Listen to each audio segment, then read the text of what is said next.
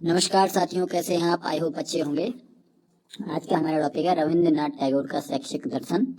जो फर्स्ट हमारी यूनिट है साथियों, फर्स्ट यूनिट है, उस यूनिट में दर्शन, जो उस यूनिट में दर्शन शास्त्र से क्वेश्चन बनने की संभावना है। और जो दर्शन शास्त्री हैं, जो फिलोसफर हैं, उनके शैक्षिक जीवन से क्वेश्चन बनने की बहुत ज़्यादा संभावना है कि वहाँ से प्रश्न आपके आए। हम आपको एमसीक्यू सीरीज देंगे, इसके बाद प्रॉपर एमसीक्यू सीरीज चलेगी प्रत्येक टॉपिक की, ये फर्स्ट यूनिट खत्म होने के बाद। तो आज का हमारा टॉपिक है टैगोर का शैक्षिक दर्शन। रविंद्रनाथ टैगोर अपने जीवन आधुनिक भारत के पूरे युग में फैला हुआ है। रविंद्रनाथ टैगोर का जीवन, उनके व्यक्तित्व विकास में नव जागरण की मुख्य बातें पाई जाती हैं। उनके सामाजिक दर्शन का सही ज्ञान भारतीय लोगों में नूतन इतिहास का पर्याप्त ज्ञान समावेश करता है। जो टैगोर क्या थे? टैगोर कवि थे, साहित्यकार थे, समाज सुधारक थे और दार्शनिक के रूप में सीमित न रहकर वो क्या हुए, एक महान विचारों के कारण भारत की जनता के प्रगति के पथ पर अग्रसर करने के लिए एक महान शिक्षा शास्त्री भी बने। शिक्षक के रूप में भी वो हमारे लिए क्या हुए, वरदान साबित हुए। तो उनका शैक्षिक दर्शन, टैगोर का जो शैक्षिक दर्शन था, उन्होंने विकास के साथ साथ शिक्षा दर्शन का भी क्या किया, विकास किया।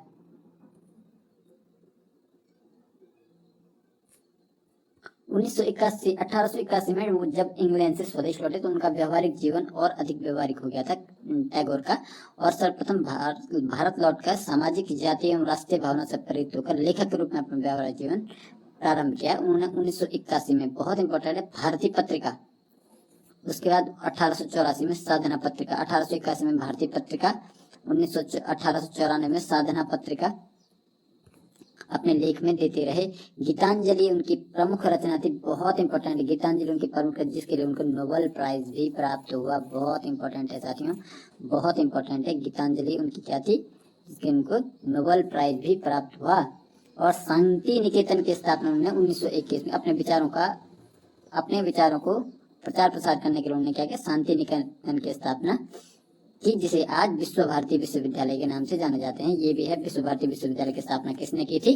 शांति निकेतन की स्थापना कब व किसने की थी? शांति निकेतन में क्या कार्य किए जाते थे? घरेलू उद्योग, ग्राम स्वायत्त शासन, सहकारिता, प्रारंभिक एवं प्रौढ़ शिक्षा का विकास, ग्रामोद्धार, कृषि विश्वविद्यालय, प्रयोगशाला, पुस्तकालय आदि के लिए आध्यात्मिक अनुभूति की ओर कदम बढ़ाए। शांति निकेतन में उन्होंने इस प्रकार के सामाजिक कार्य चलाए, जैसे ग्राम स्वायत्त शासन हो गया, सहकारिता हो गया, प्रारंभिक प्रौढ़ शिक्षा का विकास हो गया, कृषि विश्वविद्यालय से संबंधित प्रयोग हो गए, पुस्तकालय आदि। 1912 से 1916 तक उन्होंने विश्व में भ्रमण किया और सर्वत्र विश्व शांति एवं एकता मातृत्व का संदेश दिया। 1915 में ब्रिटिश सरकार ने 1916 में उन्हें नाइट हुड की उपाधि प्रदान की। ब्रिटिश सरकार ने उन्हें 1916 में क्या किया, नाइट हुड की उपाधि क्या की, नाइट हुड की उपाधि प्रदान की। 1941 में उनकी मृत्यु हो गई थी। नाइटहुड की उपाधि भी इम्पोर्टेंट है और जो उन्होंने स्थापना की थी वो भी इम्पोर्टेंट है। उनका शिक्षा का पहला सिद्धांत था आत्म शिक्षा का सिद्धांत, जो आत्म साक्षात्कार पर आधारित है। अर्थात जो व्यक्ति है वो अपना मूल्यांकन क्या करेगा, स्वयं करेगा। अपना मूल्यांकन क्या करेगा, स्वयं करेगा। और उसको स्वयं में क्या होना चाहिए, विश्वास है। आत्म साक्षात्कार की प्रक्रिया आजीवन चलती है, मतलब आजीवन वो क्या करेगा, स्वयं का मूल्यांकन करेगा और स्वयं अपने में क्या होगा, उससे विश्वास हो गया। और शिक्षा की प्रक्रिया में वे सब क्रियाएं सहायक हो सकती हैं जिनमें आनंद की स्वाभाविक अनुभूति मिलती है। यदि किसी व्यक्ति को आनंद की, मतलब स्वाभाविक, स्वतः ही उसको आनंद की अनुभूति मिलती है, तो क्या है, वो क्रिया क्या है, शिक्षा में सहायक हो सकती है। कोई भी क्रिया जिसमें उसको आनंद की अनुभूति हो रही है, वो क्या हो सकती है, वो क्रिया शिक्षा में सहायक हो सकती है। यह आनंद आत्मा की प्रतिक्रिया है और सुख अथवा संतोष मात्र से भिन्न है। यह आनंद क्या है, जो अगर कोई व्यक्ति क्या करता है, सुखी जीवन और संतोष, सेटिस्फैक्शन और उसकी संतुष्टि और सुख की ओर भागता है, सुख की ओर भागता है। लेकिन अगर आप आनंद किसी कार्य को करने में आपको अगर आनंद की प्राप्त हो रही है, वो क्या है, वही आपकी स्वाभाविक अनुभूति है। और उसके द्वारा ही क्या, शिक्षा की प्रक्रिया में क्या है, वो क्रिया क्या हो सकती है, सहायक हो सकती है। तो जो आत्म शिक्षा का सिद्धांत रविन्द्रनाथ टैगोर ने दिया था, आत्म शिक्षा का सिद्धांत बहुत इंपॉर्टेंट है। इसके लिए उन्होंने 3 कार्यात्मक सिद्धांतों को इसके भीतर आत्म शिक्षा के भीतर उन्होंने 3 कार्यात्मक सिद्धांत दिए थे। 3 कार्यात्मक सिद्धांतों का प्रयोग करना होता है। पहला है स्वतंत्रता, अर्थात क्या, अर्थात विद्यार्थियों को क्या करना पड़ेगा, स्वतंत्र, सभी को स्वतंत्रता दी गई है। अब बुद्धि, हृदय, संकल्प, ज्ञान, भक्ति, कर्म, स्वतंत्रता पर विशेष जोर दिया।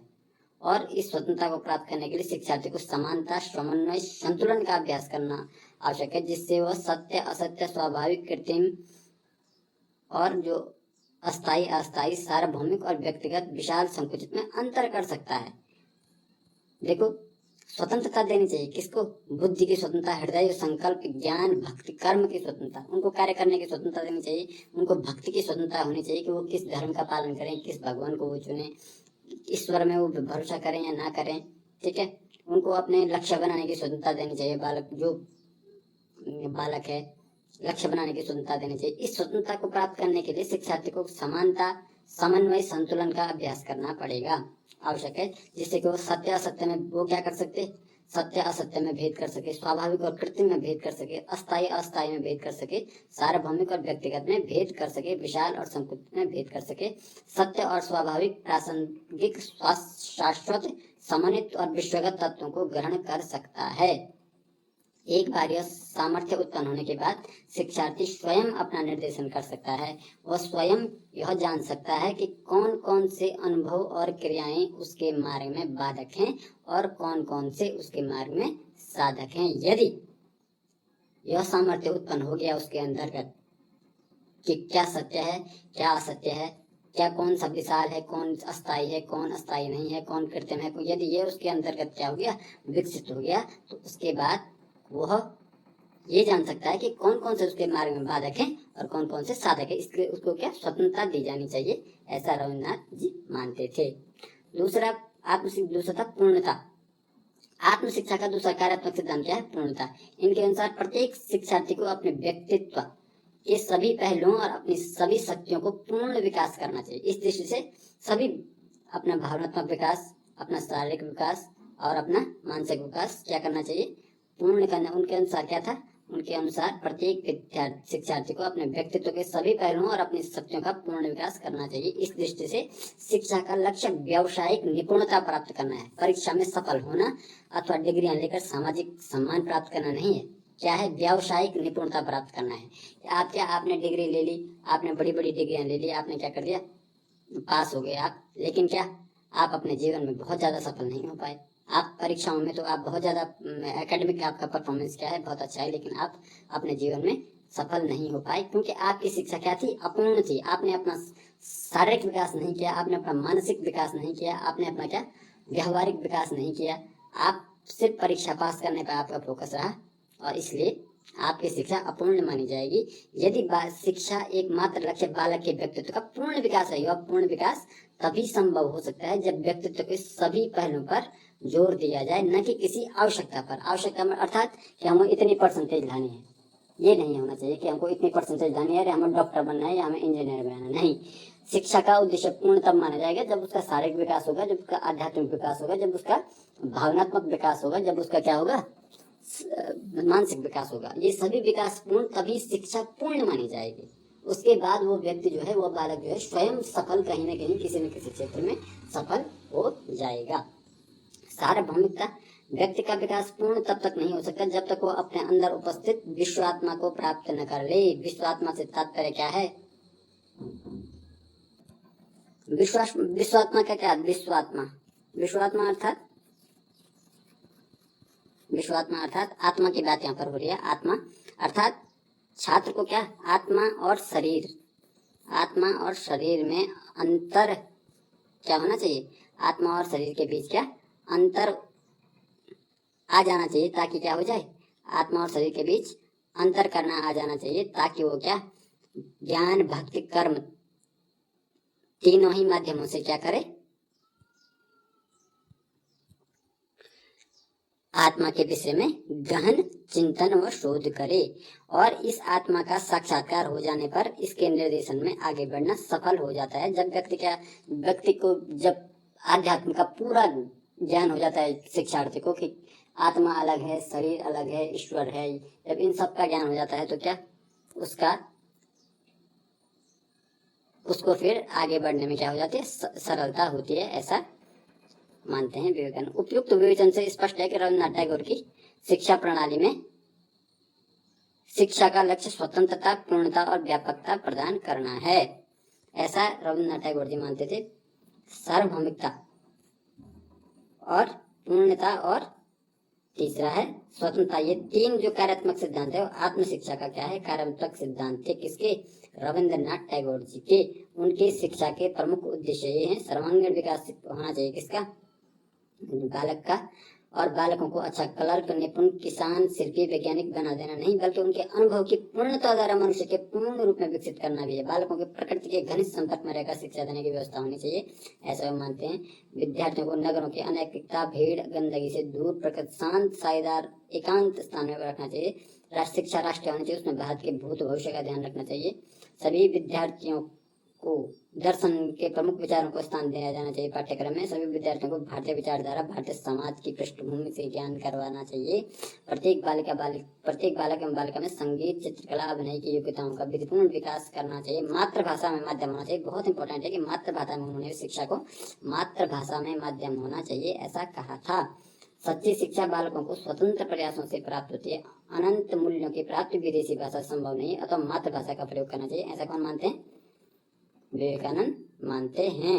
उन्हें उत्तम भोजन, मानसिक विकास, बालकों को उत्तम भोजन जिससे कि उनका मानसिक विकास हो, भोजन प्रदान करना चाहिए।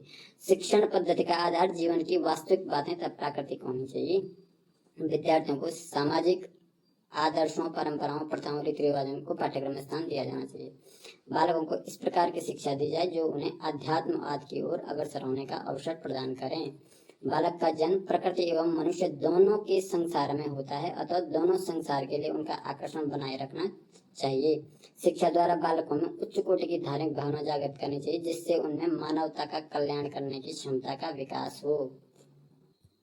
पाठ्यक्रम कैसा होना चाहिए, टैगोर के अनुसार शिक्षा का महत्वपूर्ण उद्देश्य पूर्ण जीवन की प्राप्ति करना है। तो उन्होंने पाठ्यक्रम के लिए क्या किया था, विभिन्न पक्षों जैसे शारीरिक, मानसिक, भावनात्मक, सामाजिक, नैतिक, आध्यात्मिक विकास को ध्यान दिया था।